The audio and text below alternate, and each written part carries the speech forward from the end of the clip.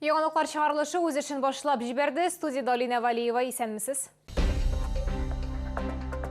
Юл транспорт һәлакәтләренең күп булган урыннарын дәүләт автоинспекциясының игътибар үзәгендә юлларда аварияләрне киметү өчен нинди чаралар күреләчәк?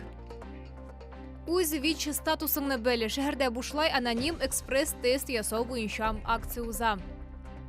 Җәмигъ мәчетен Татарстанда иң озын мәчет булачак. Төзелешкә үз өлешен Минтимер Шәймиев кертте. Шалы юллар үзгәртеп ясалачак. Бүген шәһәргә Татарстанның баш автоинспекторы Ленар Габдрахманов килде һәм эшлекле киңәшмә уздырды. Ул Шалыдан еш авария була торган урыннарны карап чыкты һәм булачак үзгәрешләр турында сөйләде. Теманы хәбәрчебез Лилия Хабибҗанова дәвам итә. Иң беренче итеп Татарстанның баш автоинспекторы Ленар Габдрахманов беренче автомобиль юлына тукталды. Биредә күптән түгел автобус белән машина бәрелешеп, кеше гомере өзелгән иде. Һәм бу шәһәрдә шундый беренче генә очрак түгел. Аварияләрнең күбесе борылышта кесә, ягъни машиналар өчен буш урыннарның булмавы белән бәйле.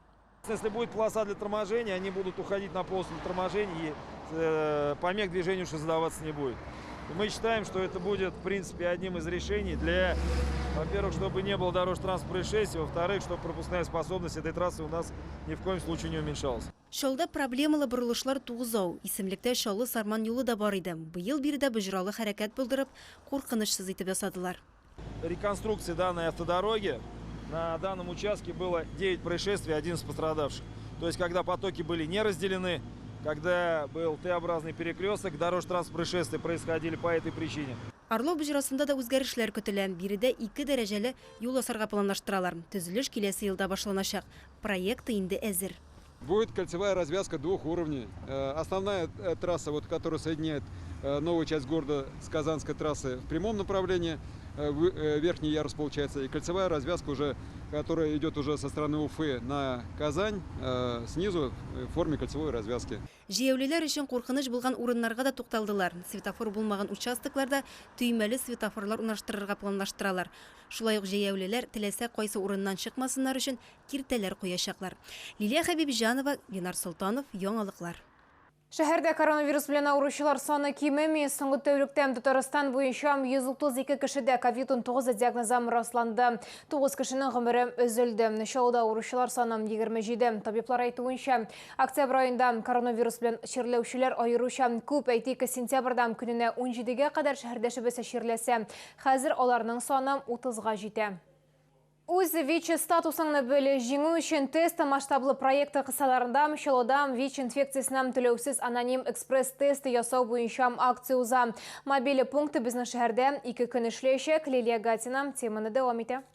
Һава торышы салкын булуга карамастан, үз ВИЧ статусын белергә теләүчеләр аз түгел иде. Мобиль бригаданың 2 сәгать эчендә генә дә 20-дән артык кеше бушлай экспресс-тест үтте. На бульваре мимо проходили с женой, и просто позвали, так сказать, пройти тест. Решил попробовать, узнать. На обеде прогуливались, увидели как раз фургон. Молодой человек пригласил пройти тест. Мы согласились. Ранее не участвовали в таких акциях, безболезненно даже не почувствовал. Всегда бы так даже в поликлиниках делали бы. Очень удобно. Абсолютно безболезненно, все одноразово, все чистое, как во всех больницах. Сделали укольчик, капнули на тестер. Через 2 минуты я подошел, мне сказали, что все у меня хорошо, выдали презентик. И я сейчас пойду дальше на работу. Шунысында билгеле бүтәргә кирәк, 2021 елның 9 аенда шәһәрдә ВИЧ инфекциясенең 104 очрагы теркәлгән. Диспансер исәбендә барлыгы 2000-нән артык инфекцияле пациент тора. Уртача 30-39 яшь, бу ел эчендә ВИЧ инфекцияле кешеләрнең күбесе иратлар. Ввиду того, что по статистике сейчас путь передачи в основном идет половой, как в России, так в Татарстане, так и в Челнах.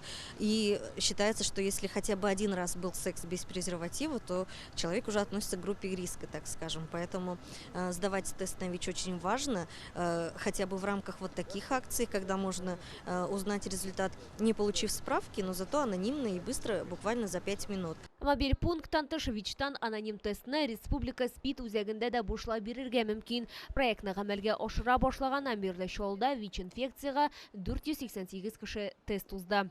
Лилия Гатина, Ленар Солтанов, Яңалыклар. Автобус тоқталышы орнына трамвай тоқталышында павильон орнаштырғаннары біздің телекомпанияның қойнар ілімтесі телефонына шәһәрдәшләр шалтыратты. Олар айтуынша ГСК таба барғанда Мчылны горстрой тоқталышында автобус павильоны юқы халық жәмәғат транспортын ошы хавадам көтіп тұрарға мәжбүр. Шәһәрдәшләр түрлем инстанциялерге мөрәжәғат етіп қарағаннар, нәтижесі толыра қолға таба. Автобус тоқталышында павильон. Стенасы бар, емне қазір бірнейді жоқ. Шәһәр халкы автобусны жил яңгыр астында көтәргә мәҗбүр. Айрыша кыш көннәрендә балалар белән булганда авыр ди шәһәрдәш. Элек Челногорстрой тукталышында автобус павильоны булган. Яршалы проспекты юлларын төзекләндергәч һәм трамвай юлларын ясаганнан соң юкка чыккан. Яңа автобус павильоны сорап шәһәрдәшләр халык контроленә мөрәҗәгать итеп караганнар. 21 елда установим дип язганнар. Аннары трамвайның остановкасын фотосын куйганнар. Имеш менә автобус остановкасын куйдык. Яңа трамвай павильоны автобус тукталышыннан 10 метр ераклыкта, әмма ул да тулысынча каплаулы түгел. Яңгырдан гына саклый ди шәһәрдәш. Трамвай павильонында автобус көтү уңайлы түгел. Транспорттан бөтенләй калырга мөмкинсең. Остановочный павильон здесь нужен, здесь многие ходят с детьми. Погодные условия такие, что очень неудобно. Остановка нужна. Без шәһәр башкарма комитетының мәгълүмати сәясәт һәм җәмәгатьчелек белән элемтә идарәсенә мөрәҗәгать иттек.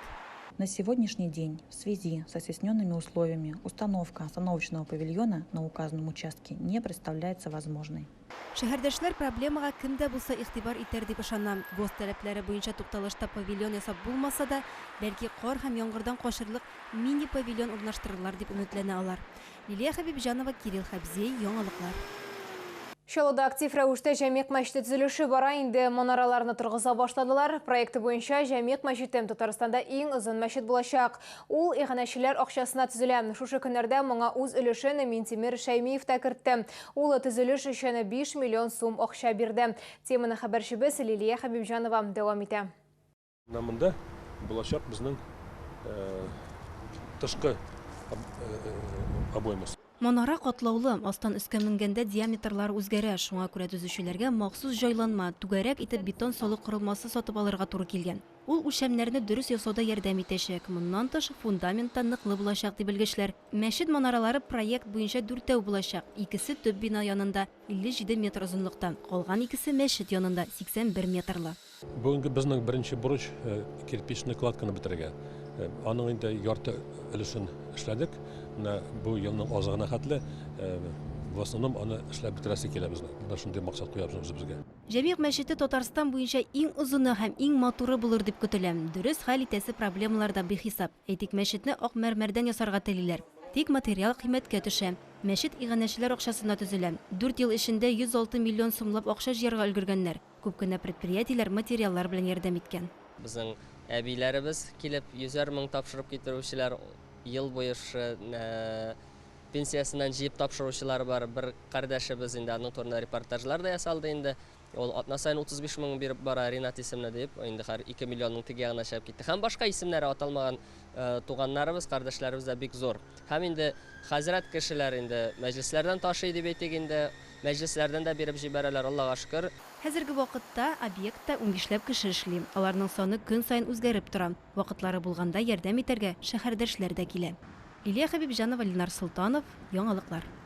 Біз сезнең исегезгә төшерәбез. Вакцина ауру юктырудан бердән-бер ышанычлы ысул прививка ясатырга ашыгыз, үзегезне һәм якыннарыгызны саклагыз.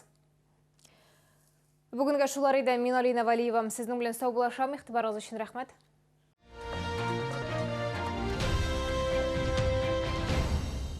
С 18 по 23 октября свежий улов прямо с Камчатки. Чавыча, красная икра, белорыбица. Все от производителя. Улица УТЦ Грин. Остановка Глобус. Что подарить самым любимым и близким? Чай Гульнара. Крепкий, с насыщенным вкусом и богатым ароматом. Тепло и уют с чаем Гульнара.